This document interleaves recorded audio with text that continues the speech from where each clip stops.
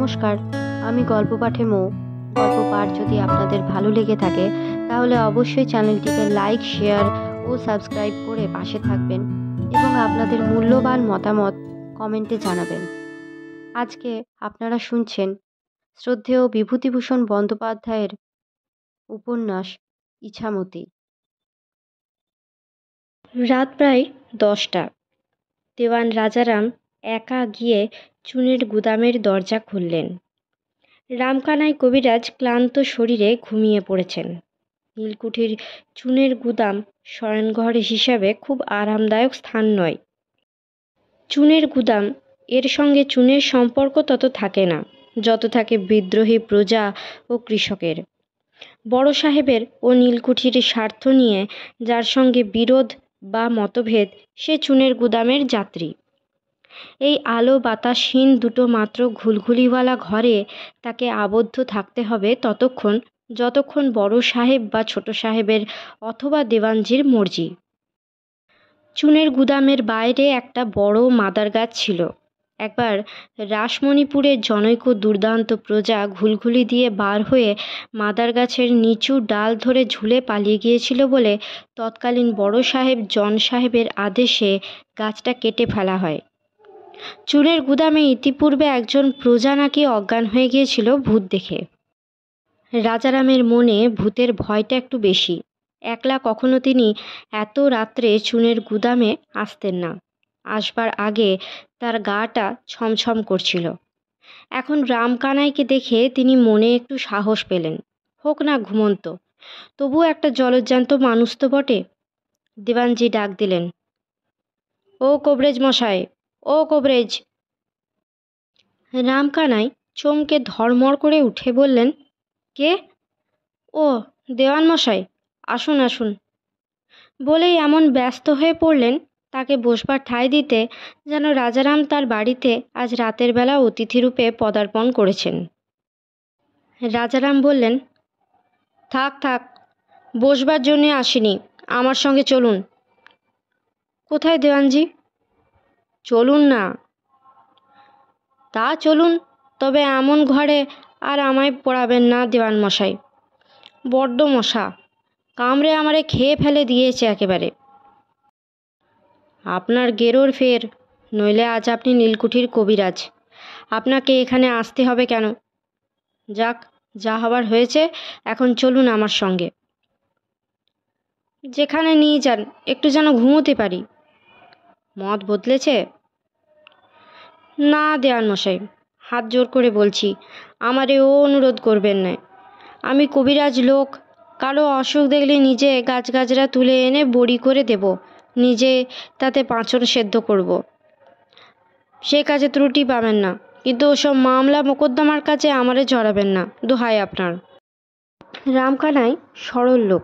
নীলকুঠির সাহেবদের ক্রিয়াকলাপ কিছুই জানতেন না, বা সাহেবদের চেয়েও তাদের এই সমস্ত নন্দীভৃঙ্গির দল যে এককাঠি সরেস, তারা যে রাত দুপুরে সাহেবদের হুকুমে ও ইঙ্গিতে বিনা দ্বিধায় অম্লান বদনে জলজ্যান্ত মানুষকে খুন করে লাশ গাজীপুরের বিলে পুঁতে রেখে আসতে পারে, তাই বা তিনি কোন চড়ক সুশ্রুতের পুঁথিতে পড়বেন? ছোট সাহেব একটা লম্বা বারান্দায় বসে নীলের বান্ডিলের হিসেব করছিলেন। এই সমস্ত বান্ডিল বাঁধা নীল কলকাতা থেকে আমুটি কোম্পানির বায়না করা। দিন তিনেকের মধ্যে তাদের তরফ থেকে হাউস ম্যানেজার রবার্ট সাহেব এসে নীল দেখবে। ছোট সাহেব নীলের বান্ডিলের তদারক করছে এই জন্যই। সেখানে দাঁড়িয়ে আছে প্রসন্ন আমিন, সে খুব ভালো নীল চেনে, এবং জমানবিশ কানাই গাঙ্গুলি। পিছনে দাঁড়িয়ে আছে সহিস ভজামুচি। দেওয়ানকে দেখে ছোট সাহেব বলে উঠল, আরে দেওয়ান, এসো এসো, তুমি বলো তো, 363 নম্বর আকাইপুরীর নীলের বান্ডিলের সঙ্গে দেউলে ঘোঘা সরাবপুরীর নীল মিশবে? আসল কথা, এরা নীল ভালো মন্দতে মেশাচ্ছে। সব মাঠের নীল ভালো হয় না। যারা এদের মধ্যে বিশেষজ্ঞ তারা নীল দেখে বলে দেবে তার শ্রেণী, বলে দেবে এ নীলের সঙ্গে ওই নীল মিশিও না, আমুটি কোম্পানির দালাল ধরে ফেলে দেবে। দেওয়ান বললে, খুব মিশবে, এবছর আর কালীবর দালাল আসবে না, রবার্ট সাহেব কিছু বোঝে না, ঘোঘা আর আমাদের মোল্লাহাটি পাঁচপোতার নীল মিশিয়ে দিলেই কেউ ধরতে পারবে না। এই এনেছি হুজুর, আমাদের সেই কবিরাজ। ছোট সাহেব রামকানাইয়ের দিকে চেয়ে বললে, চুনের গুদাম কীরকম লাগলো? রামকানাই হাত জোর করে বললে, সাহেব মশাই নমস্কার আজ্ঞে। চুনের গুদাম কেমন লাগলো? দেওয়ান রাজারাম জিভে একটা শব্দ করে হাত দুখানা তুলে বললে, হুজুর, আপনি বললেন কীরকম জায়গা, কবিরাজ তার কী জানে। সেখানে ঢুকে ঘুমুতি লেগেছে। হ্যাঁ, ঘুমুচ্ছিলে? তাহলে খুব আরামের জায়গা বলে মনে হয়েছে দেখছি। আর কদিন থাকতে চাও? আগে সাহেব মশাই কি বলছেন আমি বুঝতে পারছি না। খুব বুঝেছ, তুমি ঘুঘু লোক। ন্যাকা সাজলে জন ডেভিড তোমায় ছাড়বে না। মোকদ্দমায় সাক্ষী দেবে কিনা বলো? যদি দাও, তোমারে আরও 10 টাকা এখনই মাইনে বাড়িয়ে দেবো। কেমন, রাজি? কোনো কথা বলতে হবে না। তুমি বুনো পাড়ার শ্রীকৃষ্ণ বুনো আর 2জন লোককে লাঠি হাতে চলে যেতে দেখেছো বলবে। রাজি? আগে সাহেব মশাই। ও সাহেব মশাই বলা খাটবে না, করতে হবে, সাক্ষী দিতে হবে। তোমার উন্নতি করে দেব। এখানে বাঁধা মাইনের কভারেজ হবে। 20 টাকা মাইনে ধরে দিও দেওয়ান জুন মাস থেকে। দেওয়ান রাজারাম তখনই পড়া পাখির মতো বলে উঠলেন, যে আজ্ঞে হুজুর। বেশ, নিয়ে যাও। কবিরাজ রাজি আছে, নিয়ে যাও ওকে। প্রসন্ন আমিন তোমার ঘরে শোবার জায়গা করে দিতে পারবে না কবিরাজের? প্রসন্ন আমিন তটস্থ হয়ে তড়াক করে লাফিয়ে উঠে বললে, হ্যাঁ হুজুর, আমার বিছানা পাতাই আছে, তাতেও উনি শুতে পারেন না হয়।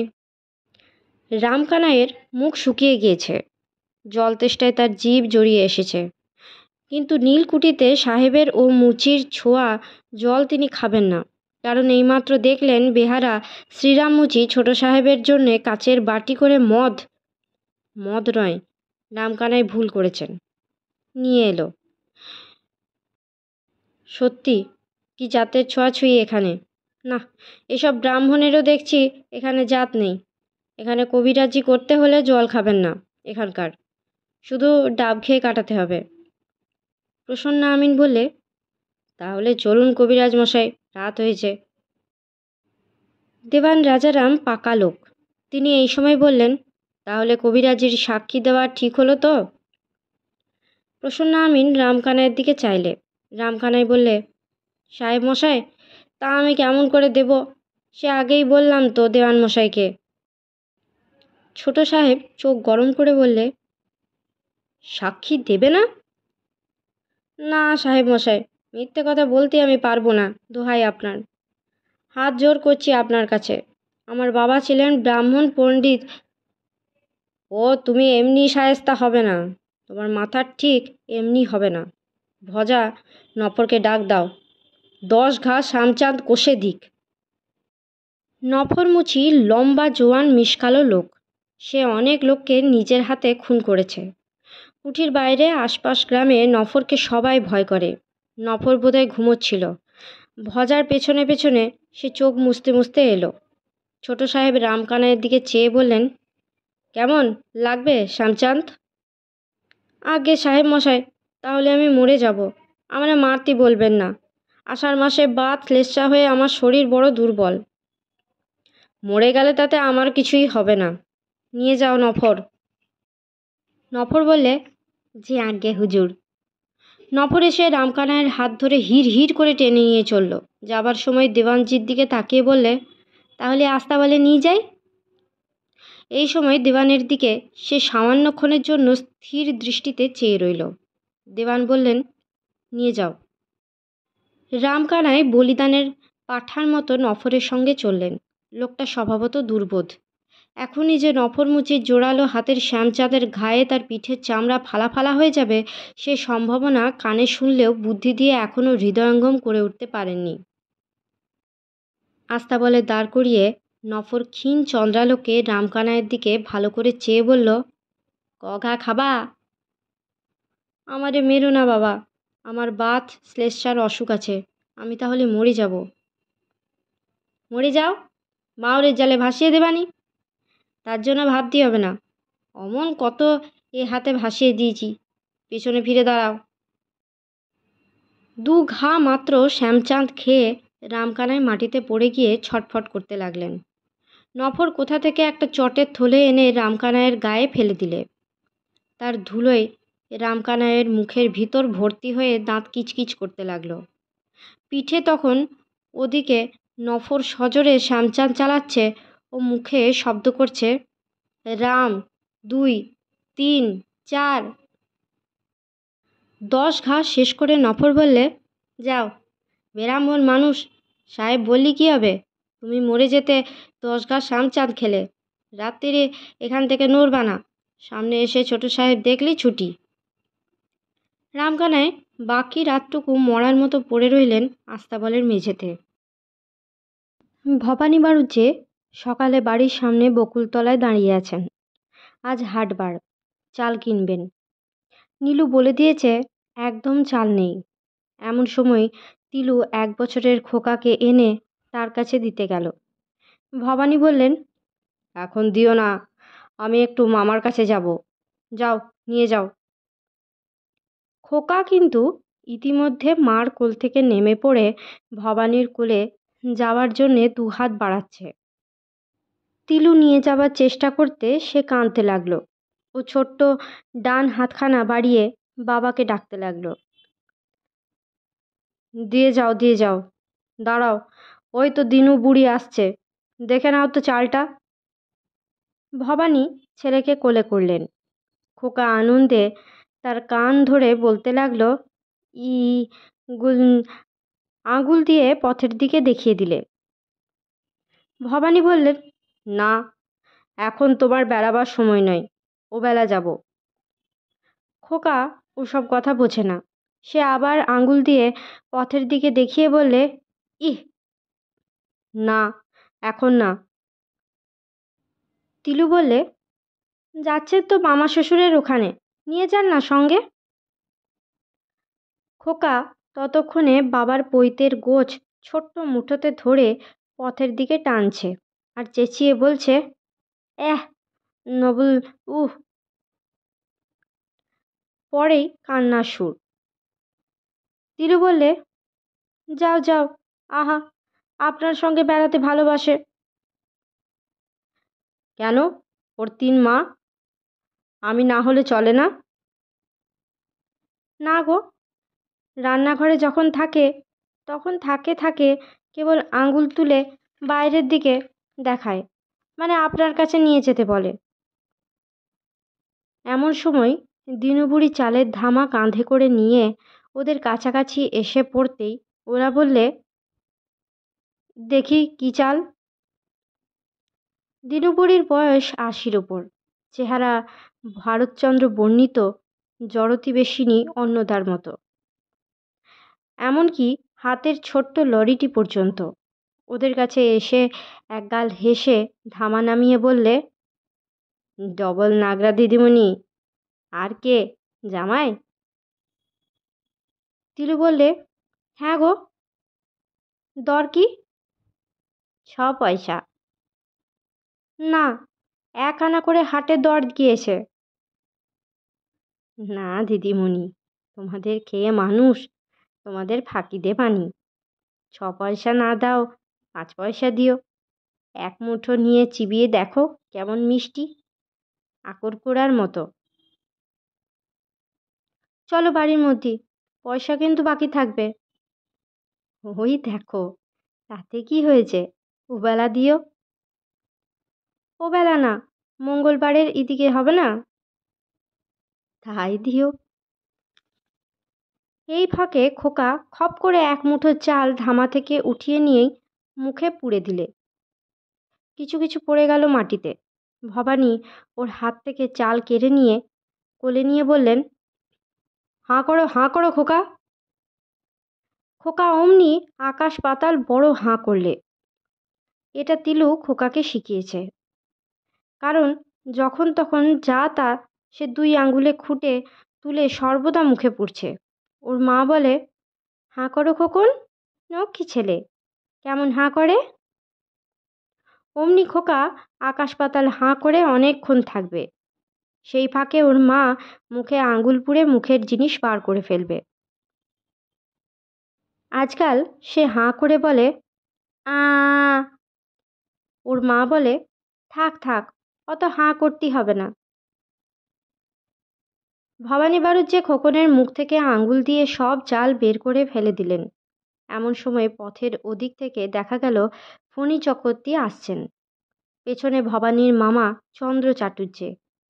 ভবানী বললেন, তিলু, তুমি দিনু বুড়িকে নিয়ে ভেতরে যাও, খোকাকেও নিয়ে যাও। ওরা দুজন কাছে আসছেন। তিলু খোকাকে নিতে গেল, কিন্তু সে বাবার কোল আঁকড়ে রইল, দু হাতে বাবার গলা জাপটে ধরে, মুখে তারস্বরে প্রতিবাদ জানাতে লাগলো। তিলু বললে, ও আপনার কোল থেকে কারো কোলে যেতে চায় না, আমি কি করব? ভবানী হাসলেন। এ খোকাকে তিনি কত বড় দেখলেন এক মুহূর্তে। বিজ্ঞ পণ্ডিত ছেলে, টোল খুলে কাব্য দর্শন ভক্তিশাস্ত্র পড়াচ্ছে ছাত্রদের। সৎ ধার্মিক ঈশ্বরকে চেনে। হবে না তার ছেলে কি না? খুব হবে। দেশে দেশে ওকে চিনবে জানবে। সেই মুহূর্তে তিলুকেও দেখলেন। দিনু বুড়ির আগে আগে চলে গিয়ে বাড়ির ছোট্ট দরজার মধ্যে ঢুকে চলে গেল। কি নতুন চোখেই ওকে দেখলেন যেন। মেয়েরাই সেই দেবী যারা জন্মের দ্বারপথের অধিষ্ঠাত্রী। অনন্তের রাজ্য থেকে সসীমতার মধ্যেকার লীলা খেলার জগতে অহরহ আত্মাকে নিয়ে আসছে, তাদের নবজাত ক্ষুদ্র দেহটিকে কত যত্নে পরিপোষণ করছে, কত বিনিদ্র উদ্বিগ্ন রাত্রির ইতিহাস রচনা করে জীবনে জীবনে কত নিঃস্বার্থ সেবার আকুল অশ্রুরাশিতে ভেজা সেই ইতিহাসের অপঠিত অবজ্ঞাত পাতাগুলো। ভবানী বললেন, শোনো তিলু। কি? খোকাকে নেবে?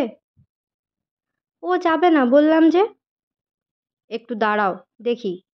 দাঁড়াও ওখানে। আহা, ঢং। মুচকে হেসে সে হেলে দুলে ছোট্ট দরজা দিয়ে বাড়ি ঢুকল। কি শ্রী! মা হওয়ার মহিমা ওর সারা দেহে অমৃতের বসুধারা সিঞ্চন করেছে। ফণী চক্রবর্তী বললেন, বসো বাবাজি। সবাই মিলে বসলেন। ভবানী বাড়ুজ্যে তামাক সেজে মামা চন্দ্র চাটুর্যের হাতে দিলেন। ফণী চক্রবর্তী বললেন, বাবাজি, তোমাকে একটা কাজ করতে হবে। কি মামা? তোমাকে একবার আমার বাড়ি যেতে হবে। আমি একবার গয়া কাশী যাব ভাবছি। তোমার মামাও আমার সঙ্গে যাবেন। তুমি তো বাবা সব জানো, ওদিকের পথঘাট, কোথা দিয়ে যাব, কি করব। হেঁটে যাবেন? নয়তো বাবা পালকিকে আমাদের জন্য ভাড়া করে নিয়ে আসছে, হেঁটেই যাব। এখান থেকে যাবেন? ওরকম করে বললেই হবে না। ঈশ্বর বৈষ্ণব, সে তো আমাদের সঙ্গে যাবে। সে কিছু কিছু জানে, তবে তুমি হলে গিয়ে জাহাজ।